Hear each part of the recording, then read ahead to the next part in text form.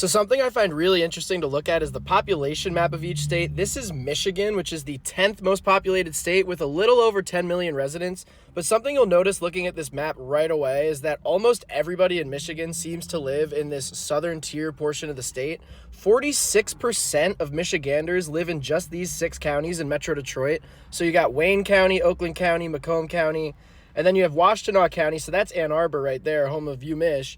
And these two, Monroe and Livingston County, yes, Livingston County, those 6 counties alone are home to nearly half of Michigan's population. And then in the same latitudinal area, you have the other big population centers like Grand Rapids and Muskegon are right here. This is the state capital of Lansing, but you have Kalamazoo and Battle Creek right here.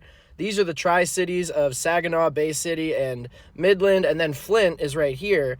If you go up to Michigan, the further north you go, the emptier it gets. The Upper Peninsula of Michigan, this 1/3 of the state up here, is home to 3% of Michigan's population. Just 300,000 people live in the UP, and the biggest city is Marquette, which only has 27,000 people. Sault Ste. Marie over here has about 25,000, but those are the only 2 notable cities in Upper Peninsula, Michigan. You have Houghton and Hancock right here, and Escanaba right here.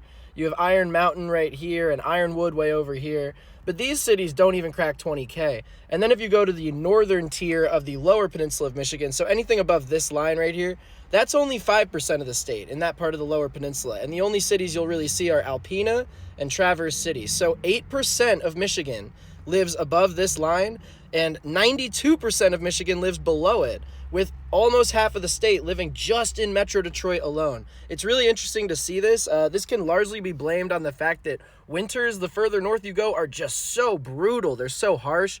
And also something known as lake effect snow, which is very well known in the Midwest, but not so much outside of it. So the Great Plains are over here, and the winds from the Great Plains just sort of keep going and going and going until they hit the Great Lakes, which are just giant flat bodies of water which accumulate a ton of snow. And then that snow hits the west coast of Michigan, which is why you don't see a whole lot of people living alongside it, especially not right on the water. But yeah, Michigan, really interesting state. What state should I do next?